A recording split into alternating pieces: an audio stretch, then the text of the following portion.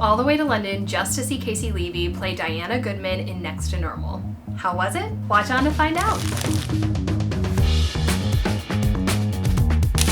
Hi friends, if you're new here, my name is Katharine Quinn. I talk about Broadway, lifestyle, and financial freedom, but mostly I talk about theater in general. I'm currently working in theater. I am working on The Great Gatsby at Paper Mill Playhouse and How to Dance in Ohio on Broadway. I was also on the writing team for Shucked. So theater is, for better or worse, the love of my life and also my job. I love supporting new theater, so general disclaimer at the beginning of this video, though honestly this video won't really need it. I want every single show to succeed, regardless of whether or not the show happens to be for me. I think that most shows have an audience. I'm rooting for creatives, I'm rooting for actors. So if I say anything artistically critical in this video, just know that I'm rooting for the show, I'm rooting for the people involved in the show, always. Cool?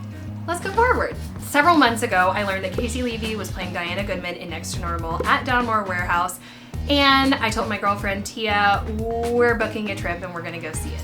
And benevolently, my girlfriend was like, sure, great, let's do it. So we did.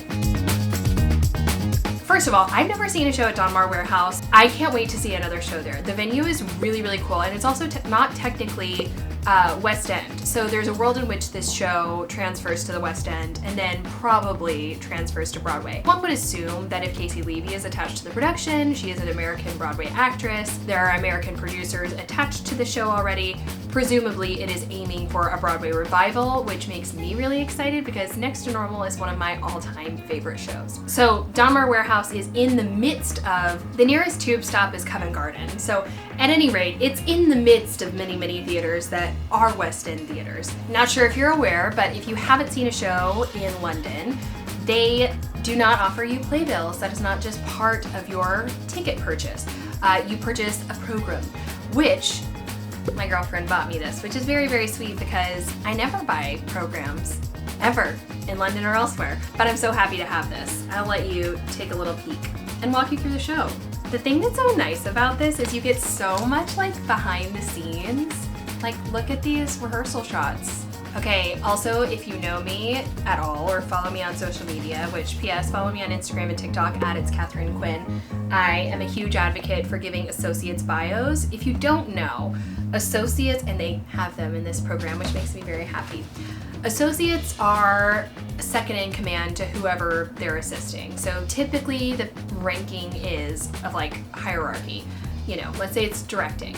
Director, associate director, assistant to the director. So that's usually like, for better or worse, the tier system. And associates are vital to a show because not only are they the right hand of the director or choreographer or music director or whomever, they maintain the show after opening night. After opening night, typically, the primary creative team leaves. Like occasionally they'll come in and do notes, but it is up to the associates more often than not to maintain the show.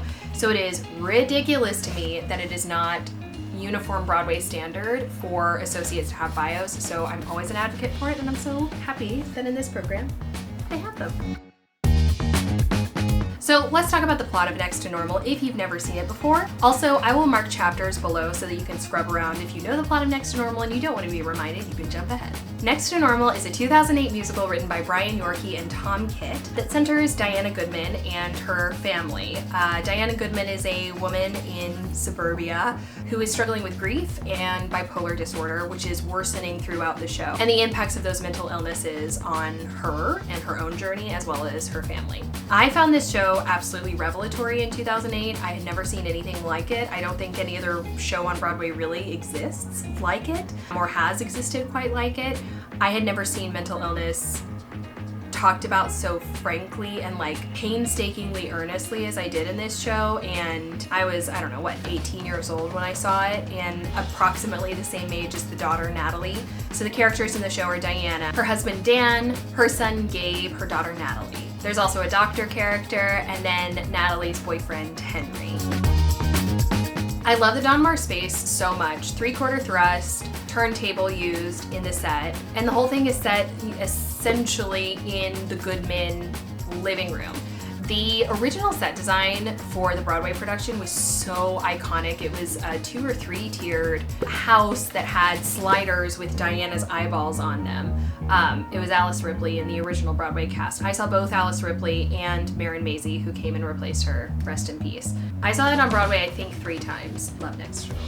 This set design worked for me. It was much simpler. The Donmar space is also a lot smaller, so I'm curious to see how it would evolve with a West End or Broadway transfer. They had to, you know, deal with an economy of space. There was a lot, they paid homage to the original set design, but the band was up in the 2nd level of the Goodman house, and there were actors, you know, making entrances and exits through those spaces as well, and so sometimes it would just be cramped watching actors, you know, try to skirt around various instruments, etc., which, you know, is what it is. Ooh, I know what I was gonna say. Something that I think is really interesting is they made a point of setting it now. The show is just set now. So we have iPhones, we are in, you know, because that wasn't a thing in 2008, but we are in 2023. And that makes perfect sense. I do think the show has aged beautifully. It is still incredibly relevant. There's really no lines in there that feel like the show is super dated. Yeah, so I think it makes sense to set it now. Okay, what did I think of the show? I absolutely loved it. It broke my heart. It was gorgeous. It is beautifully directed. It's directed by Michael Longhurst, who is the artistic director of the Donmar Warehouse. He has done a Donmar to West End to Broadway transfer before with Caroline or Change, also with Caissie Levy, and he has a formidable resume. Can't wait for it to have future life. I can't wait to see it again. Caissie Levy is my Diana Goodman. She absolutely devastated me, and also some of the choices that were made in staging that I will not give away here wrecked me. It's really interesting. I remember saying, you know, and what does an 18-year-old know? But I remember saying in 2008 with Marin Mazzie and Alice Ripley. With Alice Ripley, I felt horrible for the family. My sympathy was with them. With Marin Mazzie, and it felt much more like she was doing something to them.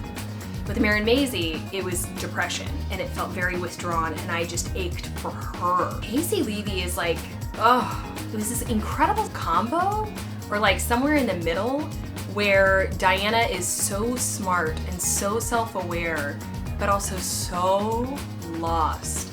But, oh God, just like human. This sort of goes without saying because it's Caissie Levy, but Diana has never sounded better, ever. Marin Mazzie, rest her soul, sounded gorgeous. Alice Ripley was unhinged and terrifying. Caissie Levy is Diana Goodman. Her, I Miss the Mountains. Okay, in this production, Jamie Parker played Dan. Jamie Parker was also, my introduction to him was through Harry Potter and the Cursed Child. He came over here, he played Harry Potter, perhaps you've heard of him, and was fantastic and charming and wonderful. It's really interesting because I posted a video on TikTok talking about Next to Normal, and a lot of the comments were like, well, he's not as vocally strong as, you know, Jason Daniely or Brian Darcy James, but his acting sold it for me. I wasn't bothered by his vocals one single bit. I thought he sounded beautiful, and I don't know if I just happened to come on a night where he was really like in it or on it, or if I just value the acting more, but I thought he sounded gorgeous and also was devastating in the role. This might be a really, I don't know if this is a controversial thing to say, I just feel like we are amenable to male vulnerability in a way in 2023 that we were not in 2008, and it's just real because we're centering grief. I just felt Dan's grief in a way that I hadn't in previous productions. I saw The Standby for Natalie. She was exceptional. Lucy Munden, she was wonderful. My other standout in this entire production was Jack Wolf as Gabe. He was phenomenal. I don't know what the odds are that, I mean, slim to none, I would think, if it transferred, that he would come to Broadway, but he is so fantastic. So if it does have a West End run, I really hope he continues to play Gabe because he was very special. There were some dodgy accents throughout the cast in terms of American accents, and that's okay. It didn't super throw anything off for me. It's fine. It's really, really interesting to me. I always look for a loss of accent when actors are upset. I find that that's like when an actor is at their most vulnerable and losing any sort of mask, and therefore typically tends to lose their accent. It's always like my little litmus test, and that held true. But by and large, that's like such a tiny quibble that does not matter a whole lot. I just thought this production was absolutely stunning. I can't wait for it to have additional life. I'm sure it will. Caissie Levy, I don't know, there's like no chance that you're watching this, but you are a queen and you're wonderful and I'm a ginormous fan. Let's hang out someday. Is that weird? I loved this production and I really hope it has a future life so that we can all have a chance to see it. I'm gonna wrap this video up here. I mentioned it earlier, but please feel free to follow me on Instagram and TikTok. If you have not caught the reviews for the other shows I've seen in London, you can check one out right here. If you enjoyed this video, as always, it's really helpful to me if you hit that like button, click that subscribe button so you don't miss a thing, and I'll see you next time. Bye!